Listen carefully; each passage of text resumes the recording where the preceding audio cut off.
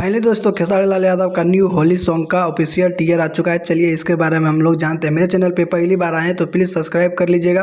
भोजपुरी का हर खबर सबसे पहले आता। चलिए इसके बारे में हम लोग जानते हैं। जैसे सॉन्ग का नाम है रोप ल ए भौजी। दोस्तों बात करें इस सॉन्ग गाया है खेसारी लाल और खुशी कक्कर ने मिलकर इस सॉन्ग को गाया है। और बात करें इस सॉन्ग आपको लिखा है अजय बच्चन और इस सॉन्ग में म्यूजिक दिया है आर्या शर्मा है।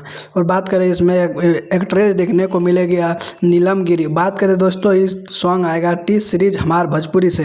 और बात करें इस सॉन्ग टीजर आ चुका है।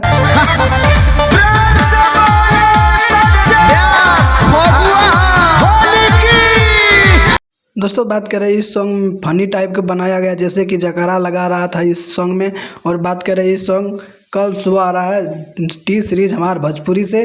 और रोप ल ए भौजी सॉन्ग का नाम है, कल सुबह आ रहा है। तो जैसा भी होगा तो आप लोग देख ही लेंगे। दोस्तों बात करें तो इस सुबह कल सुबह आ रहा है टी सीरीज हमारे भोजपुरी से, तो आप लोग तैयार रहिएगा।